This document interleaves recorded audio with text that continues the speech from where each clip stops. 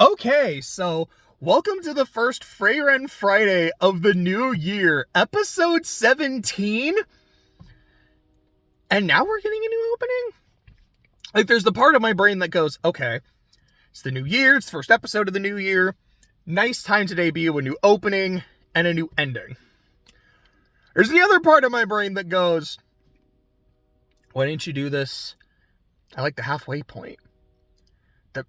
That kind of would have made sense. Because I think that was also around when Sign joined the party. I was like, cool. That makes sense. This is when you do the new opening. We just got a new party member. We're going to do some cool shit. Oh, I guess we're not doing that. I guess we're not getting a new opening. It reminds me of Code Geass. The first core, no, excuse me, not the first core, just the first season, has 3 openings. The first opening, I believe, plays for about the first half of the show. The second opening plays for, I don't know, it's like 8, 9, 10 episodes, something like that. The third opening plays for only about 4 or 5 episodes. And I remember watching it and thinking, thank you for changing the second opening, because I didn't like it. I think the first opening to Code Geass is one of my all-time favorites. I'm like, this one's, I don't like it, so thanks. But why are we getting a new opening with only like 4 episodes left? This is just a weird decision. I never got it.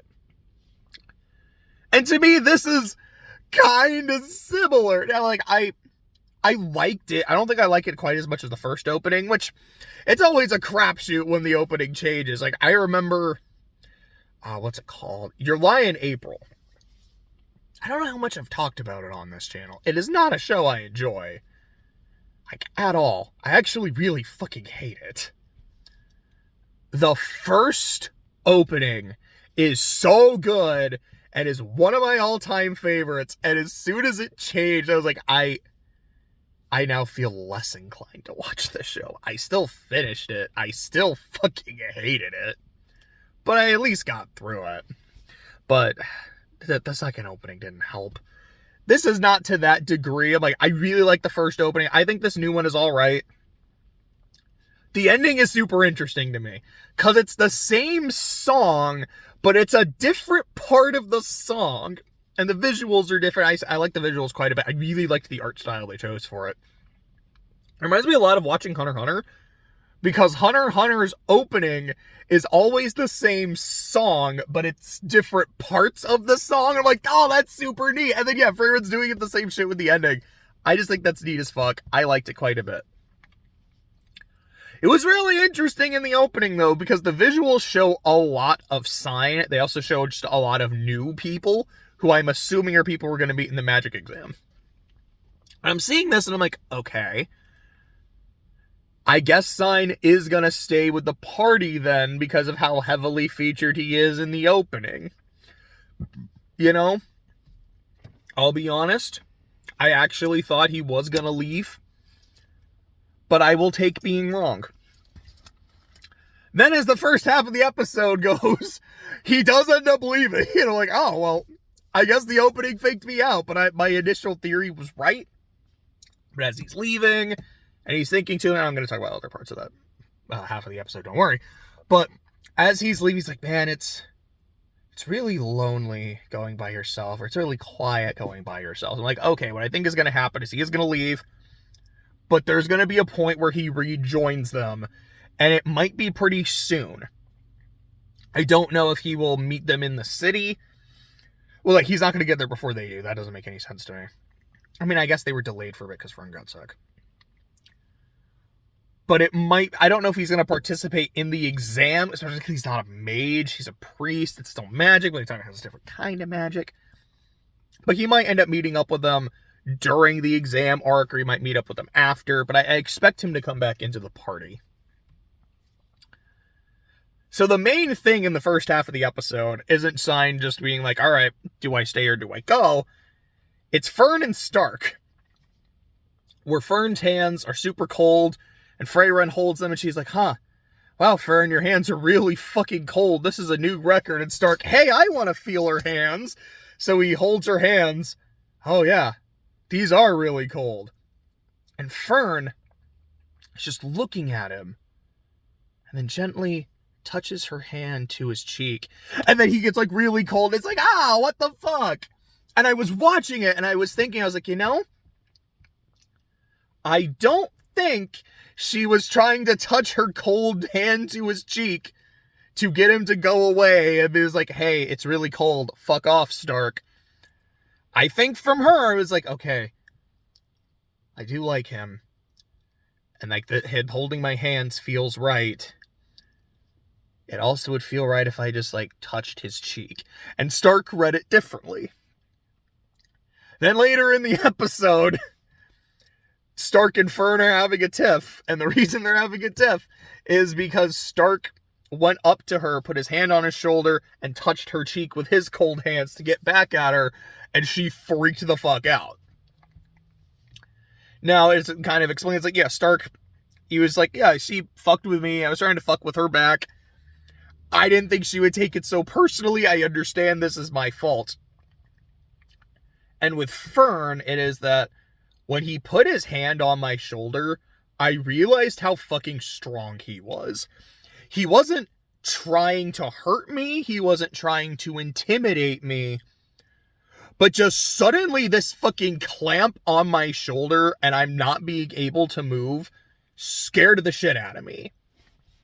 That, I think, is a perfectly fucking valid response. And I do just find the relationship really interesting.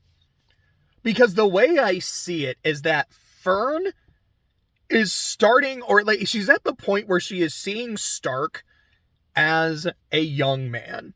She's starting to become attracted to him, whether it's physically, whether it's emotionally, whether it's both. There may be something there that wasn't there before, or I can see what's happening, and they don't have a clue. Stark doesn't have a clue, because I don't think he reciprocates those feelings, at least not at this time. For me, it seems like Stark sees Fern as a sister. Just like another part of the crew, someone that he messes with. Like when he offers her to dance, I see it less as like, hey, Leo, we're both young, we're both attractive, I got a thing for you, let's dance. I feel like he's like, yeah, I mean, like, we're already here, we're already dressed up, we already put in the time in to learn, it would be a waste if we did it, so, let's just do it. And I feel like Fern saw it maybe a little bit more as, I think I'm dancing with the guy I like, and I'm still trying to figure that out. And I think that discrepancy is pretty interesting to me. Like I said, Sign ends up leaving the party, and as the trio are traversing, throat's getting kind of dry. As they're traversing, Fern gets sick, so Frieren and Stark are trying to find a cure. There's a point where Frieren's just holding her hands, and she's like, yeah, like whenever Fern was a kid, holding her hands would always make her feel better, so that's what I do. And then Fern's like, I'm not a kid anymore, Mom. Don't embarrass me in front of Stark. And I just thought it was adorable. And Stark and Frieren have a nice little conversation about that. It's like, yeah, like I know Fern is an adult. I know she's going to be an adult very soon. I still see her as a child. I will always see her as a child. And to me, it comes across as partly a elf. I've been alive for fucking ever. All of you were kids to me. But it also comes across as Frieren is the closest thing Fern really has to a mom. I can't necessarily say a parent because that's Heiter. But Frieren is essentially her mom. And I know, like, with my relationship with my mom, as she tells me, you will always be my baby. Like, I am the youngest of my siblings. Like, yeah, you're always going to be the baby. It doesn't matter that you're 30 years old. Even when you're 60 and, like, you've got hair growing out of your liver spots, to use one of my fucking favorite lines from SpongeBob. I will always be her baby. And that's just something I accept. It's like, yeah, that's what the relationship is. And so seeing that with Frieren, I'm like, oh, that's familiar in a really sweet and heartwarming way. I appreciated that.